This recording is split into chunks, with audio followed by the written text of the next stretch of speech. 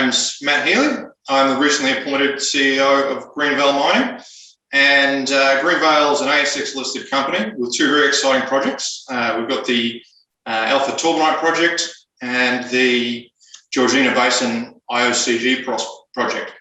And I'm here to give you an introduction to those today. Brilliant. Nice to meet you, Matt. Good evening, I guess. Where are you? Yes, I'm in Brisbane. So yeah, good evening. Thank you. Brisbane. Good morning to you. Great. Do you know that's where I was actually born? Hard to tell from the accent, but that's a true story. Hey, well, thanks for joining us. We're gonna hear I think for me, slightly unusual story. I don't know much about Torbanite, and obviously you've got a new project as well, Georgina, that you want to talk to us about. So, why don't we kick off with a little bit of background on you? What's your track record? Okay. Well, I've started with Greenvale, only 6 weeks ago now. Prior to that, I was the exploration manager for Round Oak Minerals. And that's a privately held, would be a mid-tier miner. And I guess my background really is iron oxide, copper gold exploration. And I've done a little bit of VMS over the past sort of 4 or 5 years, so mainly base metals and a bit of gold. But I've also got a bit of tungsten and metallurgical coal experience as well. And it's largely exploration, but I've done a fair bit of resource development work as well. Right. So who's the team? Because is this your first time running a public company?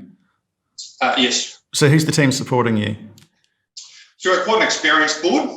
Tony Leibowitz and Neil Biddle were the founders of Pilbara Minerals, and they brought the lithium tantalum project that they are now in production from exploration right up to that point. So, and then we've got Dagmar Parsons, and she's an experienced oil and gas executive. So she comes into play with the Alpha side of the business.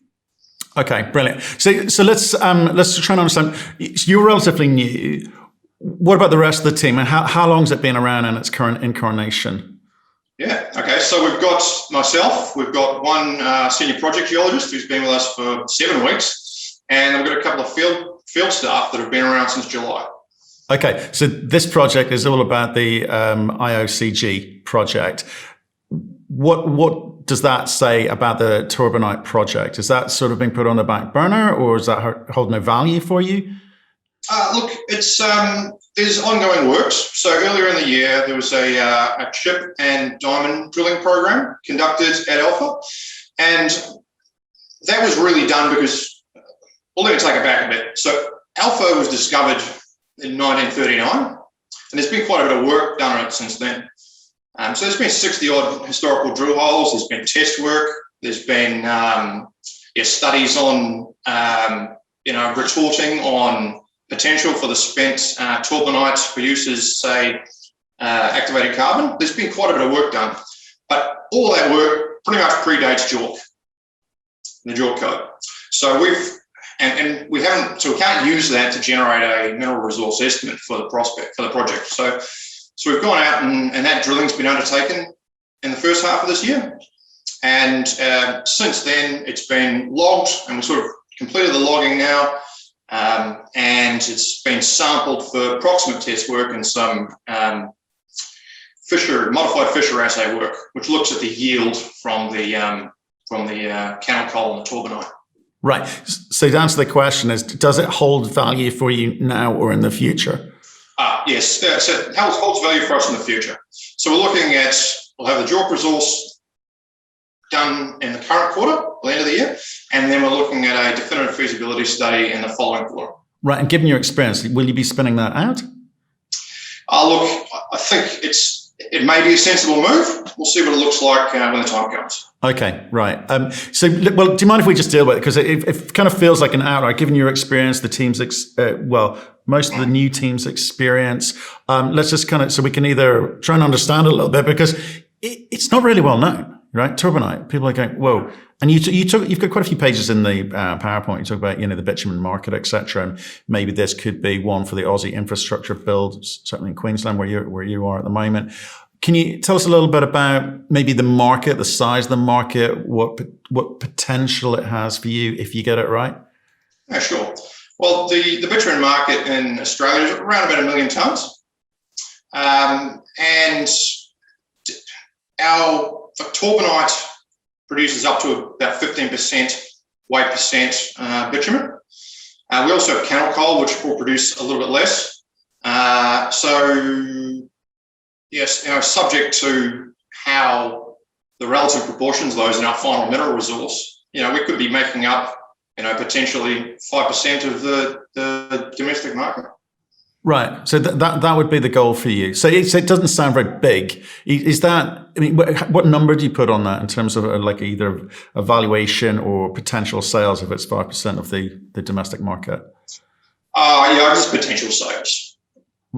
And it gives us a sense of the scale of that. I don't know what the 5% equals. Yeah, sure. Yeah. So I guess it's conceptual in nature. Let's say, for example, producing a conceptual 500,000 tonnes per annum, and it's up to, of that 500,000 tonnes, it's sort of up to about 15% bitumen products, and so that's sort of the upper end of it. Would be around that that'd be about 7% of the domestic market. Right, and what I don't know what the pricing is in Australia for bitumen. I'm just trying to get a sense of if it is a cash generator for you, and then you can use that for the IOCG stuff, or if it just wipes its nose, or how does it contribute when we go forward if we're looking at future value, or if you spin it off, what do you think you could monetize it for? Sure. Look, the bitumen's one part of it. Our bitumen's around about $400 a tonne. And but on top of that, there's a number of other products we're looking to produce from the Alpha project, and it's quite unique in that way. So bitumen would be one of the principal products, but then we're also looking at potentially producing blending fuels such as diesel. Gas will come off the turbinites, and that will help to power a retorting process which is used to process the turbinite cannel coal. So that'll feed back in, and on top of that, we're looking at a gas turbine that can generate power as part of the project. Right, and what about the capex for that? Is that expensive? Is that a big upfront cost to that, or again, is it a case of it covers its own costs and contributes something? Oh, look, it'd be, I guess, the power side of things, because we'd be looking to make the project carbon neutral. The power element would be the lion's share of the capital associated with getting the project up and running. Right. Okay. So how are you positioning it? Jen, what's your preference? Do you think it makes sense, given your team, to spin it out? Yeah, I know it's an option on the table. You've said it sort of would probably make sense to look at that option sometimes. You sound like it's something that you think would be happening. It's going to happen. Oh, look, I think it's got legs. We'll bring it to the point of feasibility, and then I think we'll look at that.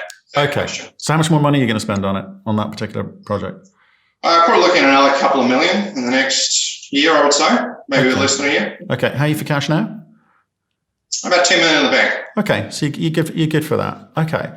So, right. So we'll see how you progress that over the next 12 months. And I guess your shareholders will be looking to sort of see, how you can create the most value for that. And is it a big market? Are there big players in Australia already who would be sort of a natural home for that? Yeah, look, we've had some interest for some local asphalt producers, and I guess that seems like a natural fit here in Queensland. So we're actually working with some at the moment, and we're working them to provide a bit of for them to provide some expertise to us as well, to try and align some of the test work that we're doing on the turbinite and cannel coal to a standard, so they can sort of interpret that test work and it can align with some of their products. Okay. Well, we'll watch that space. Let's get to the bit that I think you were most excited about, and probably what you brought on board to do, which is obviously the IOCG project. So, what can you say? So, no holes drilled yet, but you're excited about something. So, what is that? Right. Yeah. So we've got about 4,500 square k's of tenements granted in an application in an area called East Tennant. Now, that area, between the Northern Territory Geological Survey and Geoscience Australia, there's been about $40 million in geoscience investigations in that region in the last 5 years.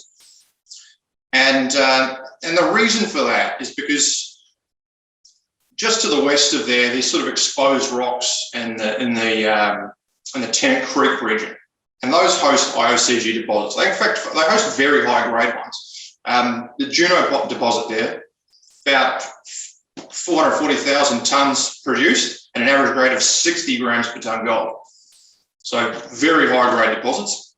If you head east, we get into the Georgina Basin territory, which is sort of all the younger rocks that sit on top. And then you go further east again, you end up in Mount Isa. And Mount Isa is one of the premier base metals provinces of Australia. And that also hosts IOCG deposits.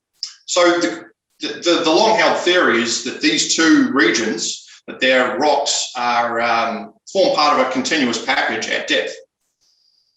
And so the state and territory governments the state and federal governments put all this money into investigating this. And that culminated in a drilling program last year that finished in about December.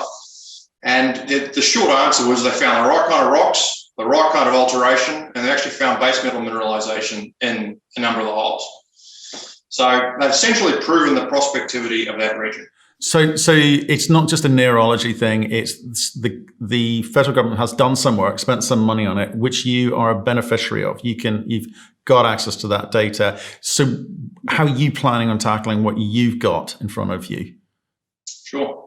Well, we've basically taken all of the data that's come out of the collaborative programs. We've done a little bit of infill work as well. So we've flown some of our own magnetic survey work. And we've done some gravity surveying on the ground. And so I guess the survey work that we've done has improved upon the resolution of the state data. Right. So obviously with you coming on board, I think people in the market got excited. Share price popped up. It's come off again. You're around 36, but over a 12-month period, you're up 9 times. So I think you've got a lot of delighted shareholders in here, but they're going to look to you, say, right, where's the growth come from now? We've got to keep going. We've got to keep, if you want new investors on board, you've got to keep going. So talk to me a bit about the market component to this, because, you've told a story about what's happening up at Alpha. From what you're saying is we've got 12 months of stuff to do, $2 million to spend. That story's been told and told well, okay? And you've got to work out how you create that value at some point in 12 months or whatever decision you're going to make there. With IOCG, you'll have $8 million or so left to spend to develop that out. What's the optimum way to do that for the market, to give them the news that they want to hear, versus the optimum way to do it as a geologist and ops guy? Because you want to do it the right way, but at the same time, you've got to look to the market, right? So what's the plan? Sure. Yeah, look, that's a good question. Look, we actually identified a couple of really good anomalies out of our first airborne magnetic surveying, and it's called Twin Peaks anomalies, and they are what I would describe as your classic IOCG anomaly. I looked at them and I just went, well, that reminds me of Ernest Henry, and that's a world-class deposit located east of Mount Isa, and that's where that area is where I've done the bulk of my IOCG exploration work. So I guess it's about a balance, because we're going to go out and test that. We're going to test those targets as soon as we can. And bearing in mind, this is the first survey that we've done. So we've still got another, 5 more tenements that we could cover with that sort of survey work. And we intend to do that. And I think as a geologist, going to your other question, I'd like to get all that survey work done. I'd like to rank all my targets, and then I'd like to systematically hit them. But we need to really keep both trains of work going. So we will continue the survey work that will allow us to generate those greenfields targets, but we'll also continue program of drilling that will systematically test them. Okay. The reason I asked that, because I'm reading through your headlines for the last 12 months. I know you're only new here, but wow, they're boring. It's like there's nothing to grab the new investors in here, suck them into the potential of what you got. You're excited, right? And you got a plan. But, to kind of get people going a bit, you just need to step up the marketing component. So, what are you doing about that? Yeah, well, that might be a fair comment. I think once we get our first drill holes done, I think things will start getting more exciting. So what's the timing for that? ASAP, basically. It's a challenging region to work in. I mean, we've started the exploration. We've started the drill program, but the first part of the drilling program was to put in a water bore because we just don't have a water source anywhere for the nearest 40 kilometres. You can't truck water that far. It's just doesn't make sense. So we've put the water bore in. We've done our track clearings. We've done about 50 kilometres of track clearing, and we've set up our pads and we're basically ready to drill. So very shortly we'll be on that ground and we'll be breaking that first hole. So this side of Christmas. Oh yeah, definitely. Okay, absolutely. Cool. Well, look, we're hoping to have assay results by Christmas. That's what I'd like. Right. So have you given some? Well, I'm not quite sure. Have you given the market guidance as to how much drilling you want to do? How many meters you think you're going to do? What sort of depths are we talking about? How many holes? 4 holes for about just over 3,000 meters, and that's going to be 2 holes on each of the east and the west targets. 3 of them are around about the 700 meter mark, and one's 920. Okay. So, and are you guys having any problems with assays? Because obviously in Western Australia they seem to be. What about you? Oh, with assays? Speed turnaround. Yeah. Look, it's not so bad over here on the East Coast. There'll still be some delays, and particularly in that December time frame, because that's where everyone's trying to get all their samples off up in North Queensland and northern part of the territory. That's when our wet season kicks in. And so it's a mad rush to get all the samples out and get them assayed. Okay. And how many of your team are actually in the field on the ground, preparing this? Have you got any more hires to make? Are you struggling to make more hires? Look, we've got a geologist and a field tech out there right now. We're bringing in a contract geologist as well to help us out with this initial program. And so that'll round out the team for this initial program. Okay, right. And so how much are you going to be spending between now and Christmas? Just so I want to get a sense of how quickly you're burning through this cash that you got. It's probably about $1 million between now and Christmas, I would say. There's a little bit of survey work. There's some geophysical modelling, but the bulk of it's drill. Right, and that's $1 million on Georgina and basically the $2 million on Alpha, but over the course of 12 months. So that leaves you a lot of runway for next year. So what's the next step that we're looking for once you've got these assays back? Yeah, sure. Well, we've sort of budgeted for another 8,200 metres of diamond beyond this program, and then another 2,500 metres of RC. That's just in some of the shallower areas of cover, and another 20,000 metres, 9 kilometres of magnetic surveying, and just over 6,000 gravity points. Right. And so, what have you learned from the other players in that district? You talk about mentioned some of the big deposits and the big players there.